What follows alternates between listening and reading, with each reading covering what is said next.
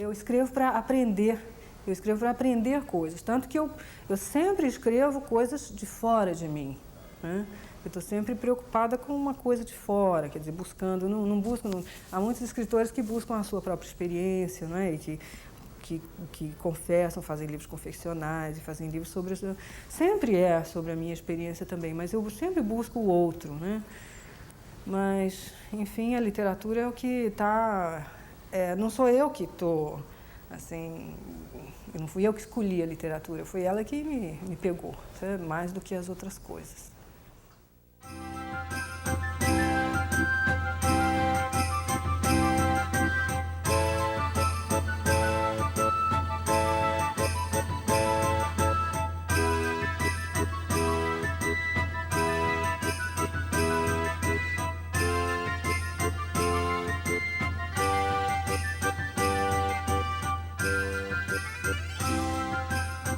A sensação que eu tenho é que eu só comecei a viver aos 7 anos, que foi quando eu cheguei em Brasília.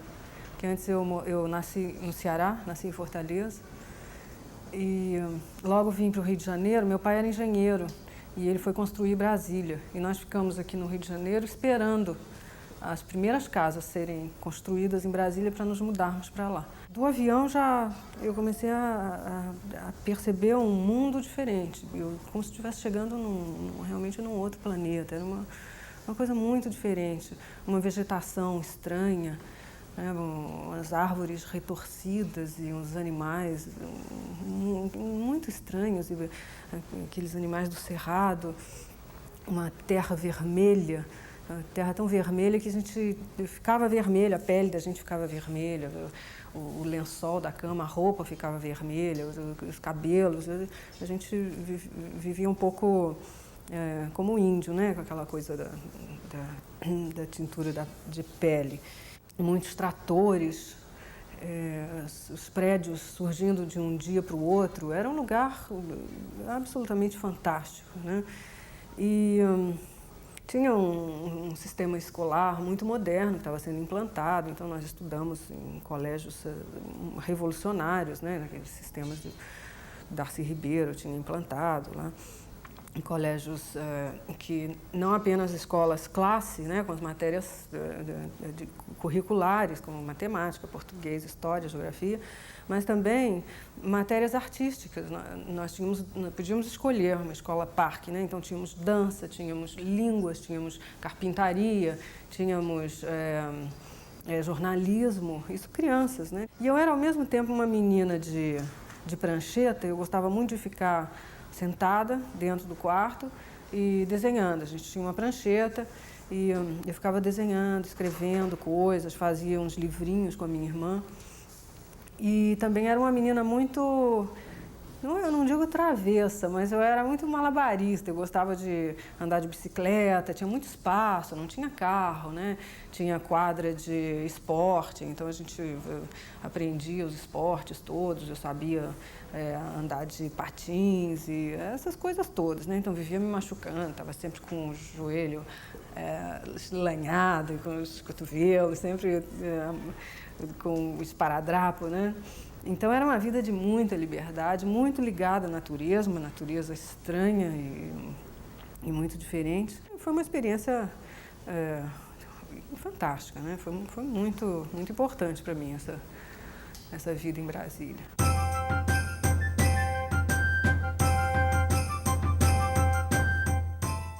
A lembrança mais antiga que eu tenho, e que foi a minha mãe que me fez recordar isso, é de ser coreógrafa.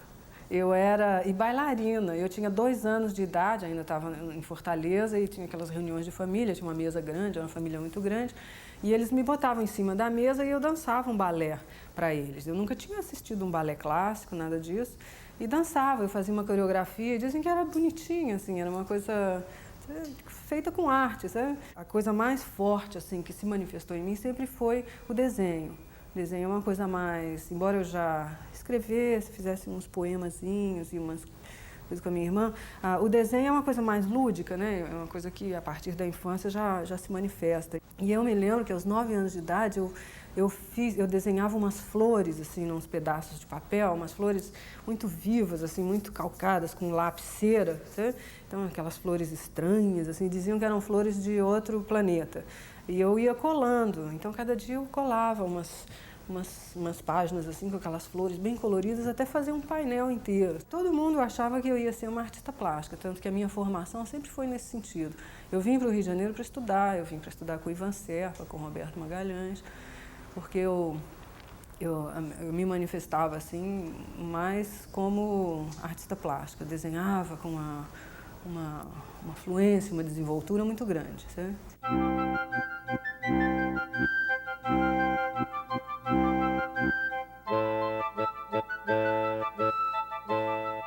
A literatura é uma coisa mais da maturidade, sabe? Porque eu acho que a literatura é uma coisa da maturidade, porque você tem que ter uma racionalidade, assim, uma coisa que não é muito própria dos jovens, né? Então eu tinha manifestações literárias, assim, mas muito desorganizadas. Então eu fazia as poesias com a minha irmã, nós fazíamos uns livrinhos manuscritos e recortávamos em cartolina, e fazíamos uns recortes e tal, e editávamos livros de poesia. Eu me lembro de uma poesia, que é da minha irmã essa poesia, mas é a única que eu me lembro, que diz assim... vou pelo caminho triste, tocando solos em riste, tocador de esquisitice. É bonitinho, né, para criança. Eu gostava muito de escrever nos meus diários, e os meus diários eram engraçados porque eram muito ficcionais, quer dizer, eu mentia para mim mesma, né? Às vezes eu queria dizer uma coisa, isso acontecia demais, até hoje acontece um pouco comigo. Eu queria dizer uma coisa para alguém e eu era muito tímida e não dizia. Então eu escrevia no meu diário, descrevia aquela cena, dizendo que eu tinha falado aquilo, sabe? Que aquilo me satisfazia. Depois comecei a fazer poesias, e lá pelos 14 anos já umas poesias assim, com uma certa pretensão literária. Eu gostava muito de ler, sabe? Então, mas eu nunca pensei em ser escritora. Isso para mim era uma coisa totalmente inatingível. Eu achava que era uma coisa muito distante de mim. Eu não conhecia nenhum escritor, né? Até chegar no Rio de Janeiro. E a primeira escritora que eu conheci foi a Marina Colaçante. A Marina, os primeiros escritores, a Marina e depois o Afonso Romano de Santana. Foram o primeiro contato que eu tive assim, com algum escritor. E mesmo quando eu estava escrevendo o meu primeiro romance, mesmo quando eu já tinha publicado 2 livros de poesia, eu achava que aquilo era uma manifestação assim, de uma pessoa, uma coisa, não era uma coisa profissional, sabe? Eu jamais imaginei que eu pudesse me tornar um profissional da área de literatura, um escritor, um romancista profissional.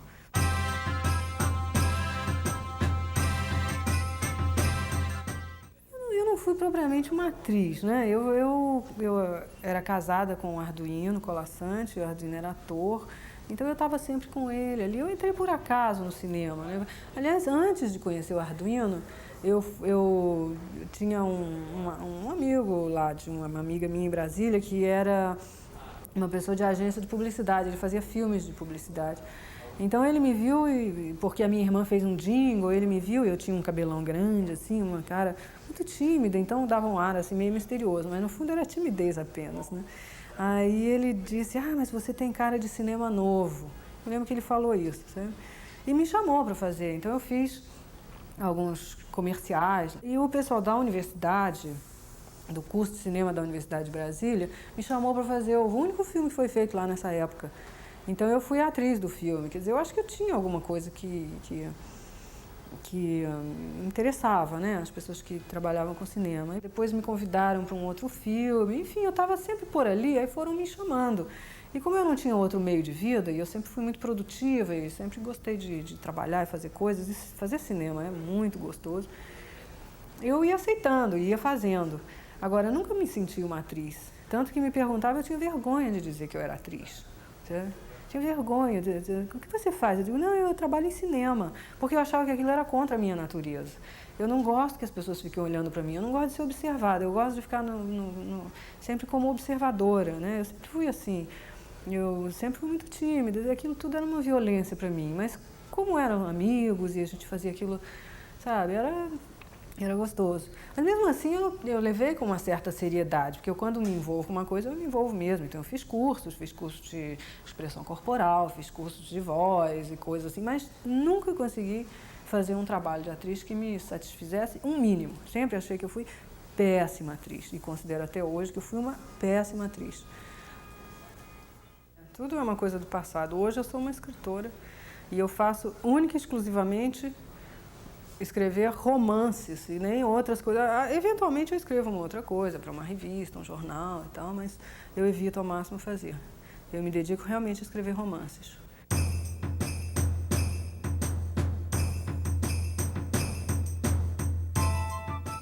Eu fico tanto tempo escrevendo os livros e eles me ocupam tanto o meu tempo, a minha cabeça, que quando eu consigo terminar um livro, eu tenho a sensação que eu me livrei de um peso, de uma pedra que me sufocava. É uma coisa maravilhosa de se livrar, né, do livro. É um alívio muito grande. E eu tenho muito enjoo dos livros aqui, não tem mais encanto nenhum, porque eu faço tantas revisões e tantas e tantas e tantas revisões que perde o encanto do texto, né? Porque o texto tem aquele encanto, assim. Outro dia eu fui fazer uma leitura e aí me pediram para ler um trecho do Boca do Inferno, que é o meu primeiro romance, né? 89, quase 10 anos, né? Então eu fui ler, estava achando assim, mas aí eu acho que eu já caminhei muito, eu começo a ver erros, eu não gosto não, eu prefiro esquecer, sabe? Eu sou uma pessoa muito voltada para o que vem pela frente, né? Pelo que eu estou fazendo naquele momento, eu fico muito tomada pelo momento presente, né? E talvez eu tenha um pouquinho de preferência por esse último livro, Desmundo, porque eu acho ele mais profundo um pouco, sabe, do que os outros.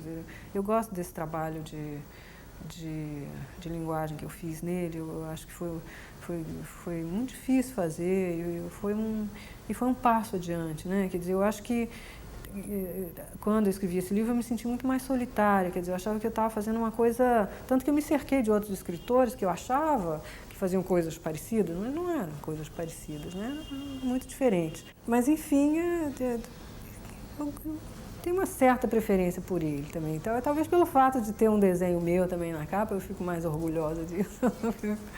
É.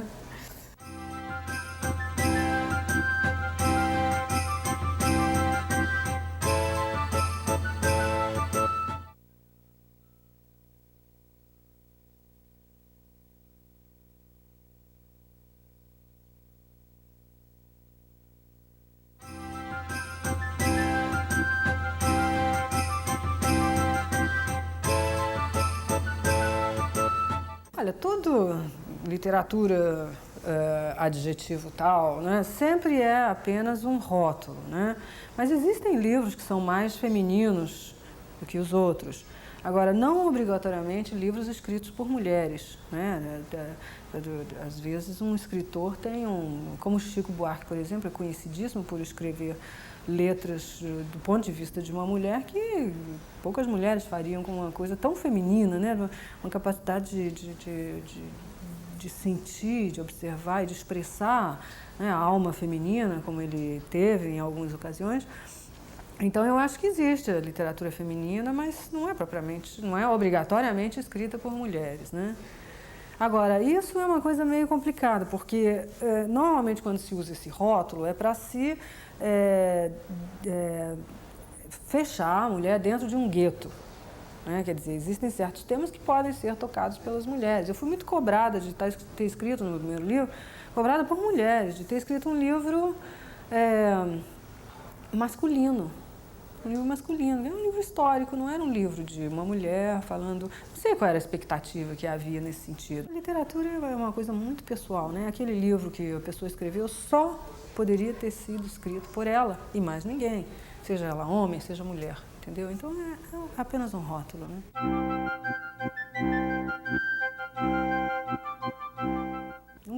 Nunca tive ídolos na minha vida. Eu tenho admiração por pessoas, assim, mas para mim todo mundo é gente. Todo mundo é gente. Então, ídolo é uma maneira de você desumanizar, né, uma pessoa. Eu não tenho ídolo. O texto sempre pode ser melhorado. Sempre, sempre, sempre, sempre, sempre. E então tem um momento que você tem que entregar. Não, seja o que Deus quiser. E uma das características do romance é justamente um gênero imperfeito. Tanto que o Borges se recusou a escrever romance, porque ele era uma pessoa que queria a perfeição. As pessoas que buscam a perfeição do trabalho trabalham mais com poesia, né? Que é o gênero que permite, que é uma coisa menor, né? Você pode fazer uma coisa com mais excelência, assim, com mais trabalho, com mais... como é que você vai fazer tantas e tantas revisões num livro que tem 300, 400 páginas? É muito difícil. Só você ficar a vida inteira, né? Mesmo assim, é um gênero caracterizado pela sua imperfeição. É o gênero imperfeito, o romance. E a própria imperfeição do romance funciona como uma coisa atraente também, porque você percebe a própria imperfeição do autor, né? Você percebe talvez o lado mais humano fique mais, né? Porque nós somos imperfeitos, né? O ser humano é imperfeito, né? A gente tenta esconder, mas não dá, né? Tá lá tudo.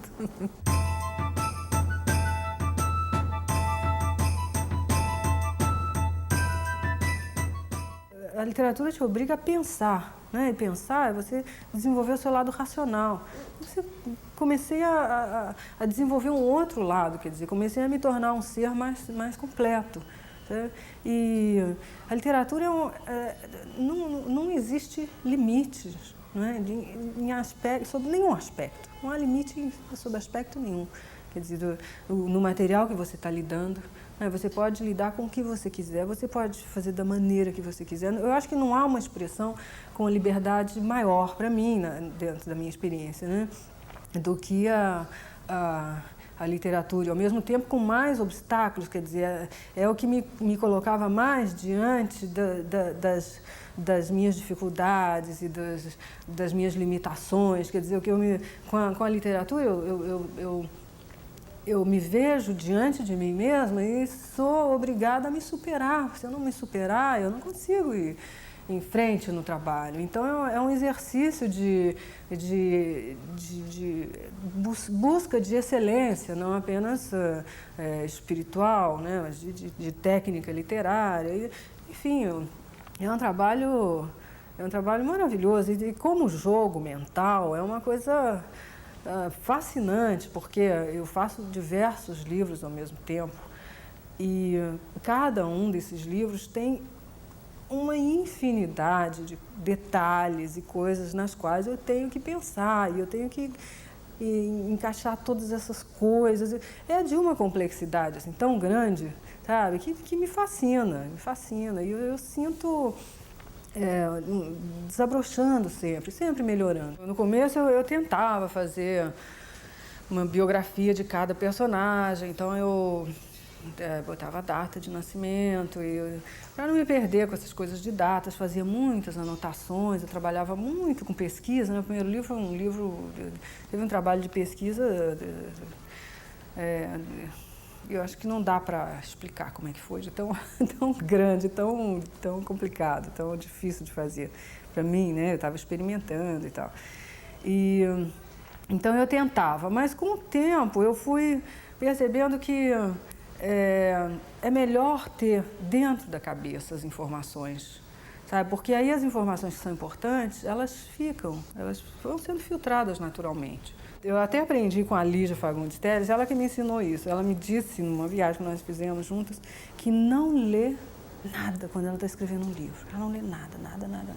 Eu não consigo, né? Porque eu não consigo ficar sem ler. Eu adoro ler, eu leio tudo, leio até bula de remédio, leio coisa de sabão e tudo no mercado. Eu faço compras, demoro, fico lendo as bulas e de que é feito a coisa e tal. Então eu não consigo ficar sem ler. Mas eu, a partir dessa sabedoria da Lígia, eu eu aprendi a selecionar as leituras. Então, eu tenho buscado, deixo de reserva as coisas que são muito diferentes. Porque se eu estou escrevendo um livro dentro de um estilo e, de repente, eu leio um livro que me encanta e que tem um outro estilo completamente diferente, eu sento e fico querendo mudar completamente o meu livro. Milan Kundera fez um livro agora, então acho que ele põe o Beethoven ao lado do... Não me lembro, mas as pessoas estão fazendo isso. Né? Não há regra, não há limites para a literatura, e essa é a grande coisa da literatura. Né? Quer dizer, você pode fazer tudo. Não precisa obedecer a nenhuma regra. Existe uma regra do jogo que é o seguinte: olha aqui, leitor, isso aqui é ficção, entendeu? Então você leia como você quiser, quer dizer, e no fundo a ficção também é uma verdade, porque ela não é uma verdade histórica, mas é uma verdade poética. Quer dizer, quando você põe um Juscelino Kubitschek ao lado do Beethoven e faz eles travarem um diálogo, alguma coisa, ali existe uma verdade poética. Quer dizer, o leitor porque o importante não é a literatura, não é o que você escreveu, não é nada disso. O livro não é importante, nada é importante. O importante é o que acontece dentro da cabeça do leitor quando ele está lendo, nós leitores, né? É a possibilidade de sonhar, é a possibilidade de pensar como pensou aquela pessoa. Tem uma história muito engraçada que eu li num livro que tem aí de tiradas do Picasso, né? O Picasso era um gênio para falar coisas assim.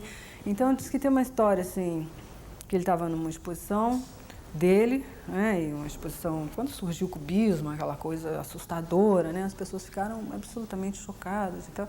Então ele viu uma mulher assim olhando um quadro dele e ficou ao lado da mulher, e a mulher disse assim: meu Deus do céu, mas eu nunca vi uma mulher verde. E o Picasso disse assim: mas isso não é uma mulher, minha senhora, isso é um quadro.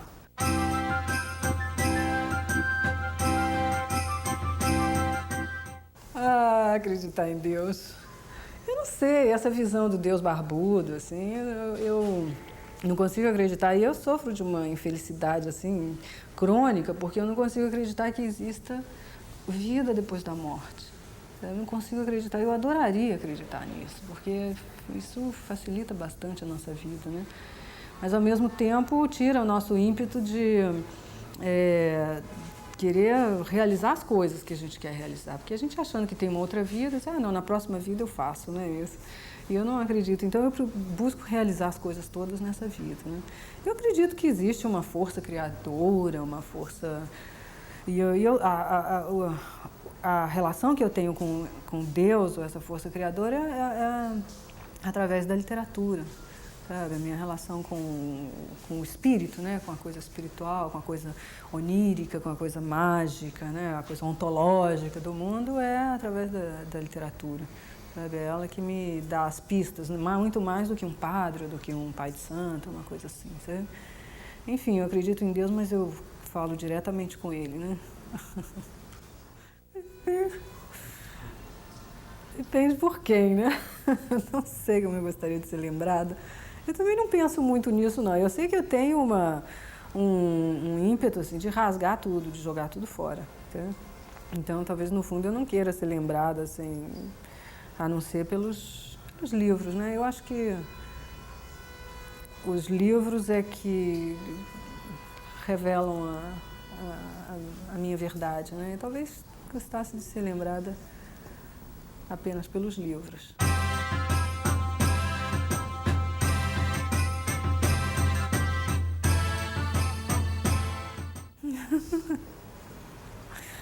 Essa pergunta é tão difícil.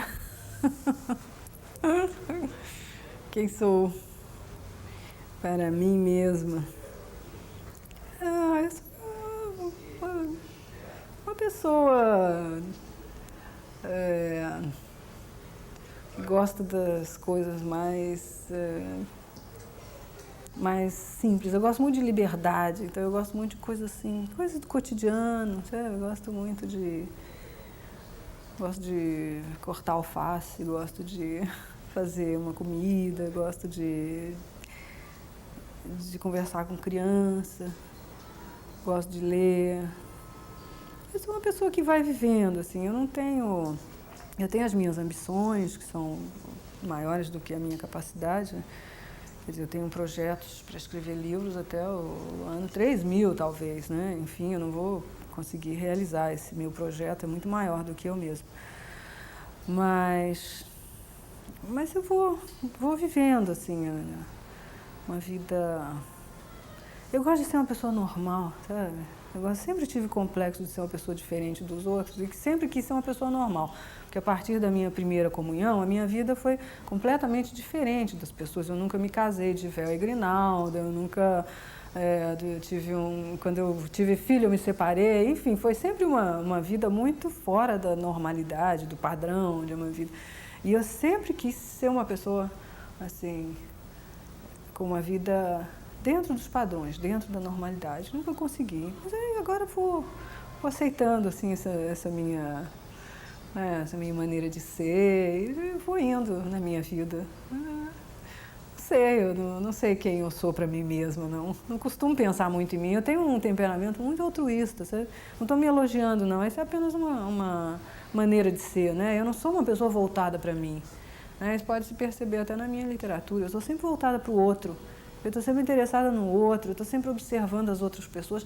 Eu acho as outras pessoas muito mais interessantes do que eu. Né?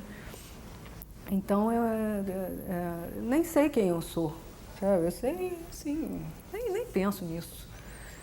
E me enjoo, assim, todo dia ser a mesma, sabe? Eu queria ser cada dia uma pessoa diferente, ter a mesma cara.